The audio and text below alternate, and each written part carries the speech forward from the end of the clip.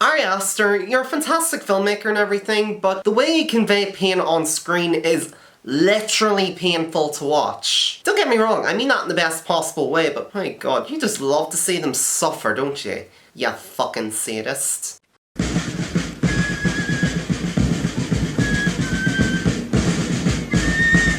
Hi, I'm Danny Quinn, and welcome to another episode of First Impressions. On today's episode, Florence Pugh, Will Poulter and Jack Reynor travel to Sweden in order to celebrate Midsommar. The movie revolves around Danny, played by Florence Pugh, a college student dealing with anxiety and grief following a tragic bereavement. Her boyfriend, Christian, played by Jack Reynor, is planning on going to Sweden with his friends Mark, played by Will Poulter, Josh, played by William Jackson Harper, and Pelle, played by Wilhelm Blomgren, whose ancestral commune has organised a midsummer celebration and reluctantly invites her to come along. Once they arrive, the group experiences some of the commune's unusual festivities and celebrations, as Danny and Christian's already strained relationship is further tested as Danny's anxieties become all the more frequent and she discovers that beneath the never-ending daylight lies something much darker and far more treacherous than she could have ever imagined. Midsommar is writer-director Ari Aster's follow-up to his breakout hit Hereditary, which you might recall me reviewing last year.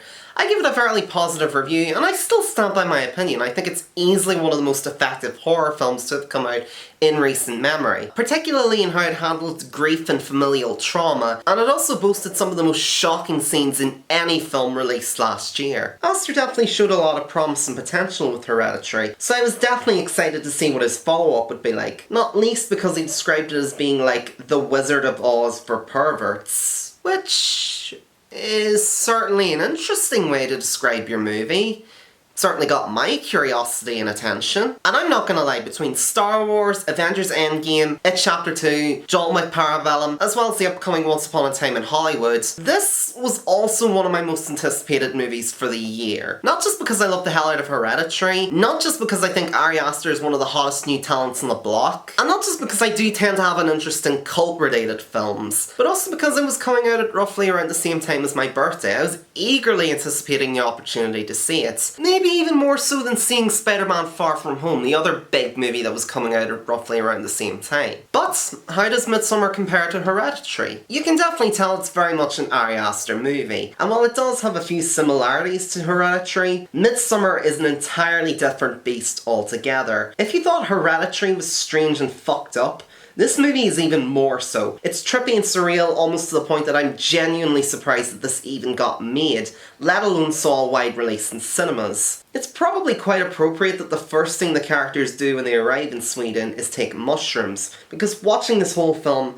is like going through a really strange trip. Visually it's quite pleasant, but it really does leave you feeling uncomfortable and freaked out a lot of the time. One thing that this film does have in common with Hereditary, and what does seem to be something of a running theme through Ari Aster's films, even going as far back as his early short film The Strange Thing About the Johnsons, is that it deals with grief and dysfunctional relationships. Florence Pugh's Danny is really put through hell in this film, almost to the point that you kinda just want to give her a hug because of just how much crap is thrown her way. Pugh is absolutely fantastic in the film, and she seems to be making something of a name for herself with this, and her recent role in Fighting With My Family, as well as her upcoming appearance in next year's Black Widow. She gives a very intense and very committed performance, and throughout the film you do feel attached to her. You want her to be okay, even if that's probably never going to happen. Jack Reynor also does a really solid role as Christian, Danny's boyfriend, who's very ill-equipped to deal with her plights. And he is, in many respects, arguably a very shitty boyfriend, but the way it's framed, it's very much like a two-edged sword. Danny's dependent on Christian for her own stability,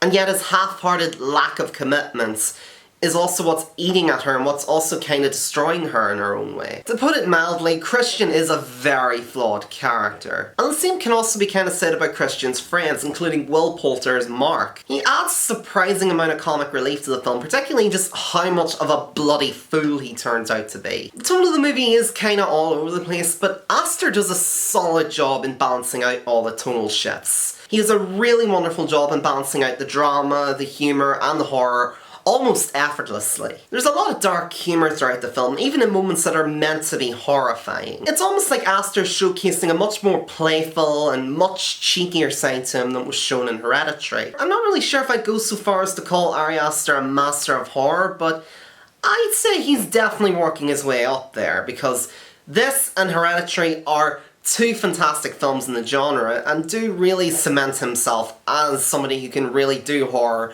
very effectively. And like I said in the intro, he's absolutely fantastic at making you feel the pain of his main characters. Like, when they hurt, you really feel that hurt. Even in the opening 10 minutes, which is mostly focused around Danny dealing with an unexpected trauma, it's haunting, it's scary. It's not scary in the traditional boo, jump out and scary sense. It's scarier on a much deeper level, on a much more psychological and emotional level. Especially in how it portrays anxiety, which I think might honestly be the scariest thing in the entire film. That's something that really did strike a chord with me personally. Speaking as somebody who does deal with anxiety on a fairly regular basis, a scene early on where Danny has a panic attack during the midst of her drug trip might honestly be one of the most horrifyingly identifiable scenes I've ever seen in any film like this. I don't think I've ever seen a horror film really deal with anxiety quite as effectively as this one. That being said, it's certainly not going to be a movie for everyone. There is a few grotesque moments and some shocking moments of violence that managed to make me, of all people, even wince. There's a lot of weird twisted shit going on in this movie. And it's also a very slow-paced film, which I reckon will probably put quite a few people off. It's certainly not in a hurry to get going anywhere. And it's just under 2.5 hours. It is perhaps a little bit too long, but the strangest bit for me was the fact that even though it is very long and very slow, it still works for me. There's not a single second in this film that I would cut out, because I feel like it's very much part of the experience. It might seem a wee bit pretentious of me to describe a movie as an experience, but Midsommar is very much best viewed as an experience. A very slow, unnerving descent into madness, something akin to The Shining. Overall, I'm not really sure how I'd rank this movie when compared to Hereditary. I think that movie is definitely a lot more accessible, but in that film I do kind of feel like the horror and drama elements do kind of clash as opposed to complement. Whereas here, I think they go a little bit more hand in hand. And yet, I'd still say Hereditary is ultimately the better film. It's a lot more concise, it's a lot more focused, gets more to the point a little bit faster, whereas Midsommar, it can meander, it can feel a little overlong. It's definitely not going to be everyone's cup of skull, and I can understand if some people come out of this movie really disliking it or just outright hating it. I guess what I'm trying to say is that I personally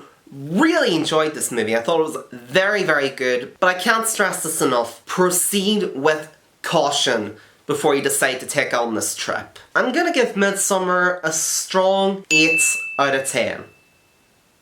I really can't stress this enough. Just because I might like or dislike a certain film, that doesn't mean you have to take my word as gospel. Like, just because I might like something doesn't mean you're gonna feel the same way. And likewise, just because I might not like something, that doesn't mean you have to dislike it too. I'm just trying to get across my personal opinions on a film and whether or not I'd recommend it. And in this case, I would recommend it. I really liked it. I think it's very good. I think it's very unnerving. It's very effective, even if it is definitely a proceed with caution type movie. I've said it before and I'll say it again. Sometimes the only way to know how you're going to feel about a certain movie is to just watch it, and I think that definitely rings true for Midsommar. So Midsommar, have you seen it yet? If so, what did you think of it? Did you like it? Did you not like it? What did you like about it? What did you not like about it? Let me know down in the comments below. Thank you once again for watching. I hope you enjoyed this video. If you did, feel free to leave a like, leave a comment, maybe even subscribe to my channel while you're at it. If there's anything I can do to improve my presentation, do let me know. I'm always happy to hear feedback as long as it's somewhat constructive. If you want to follow me on social media or support me on Patreon or check out my website, links are below down in the description. And until next time, I'm Danny Quinn, and happy Midsommar. Even though it's already near the end of summer, but nevertheless, enjoy the rest of the summer, alright?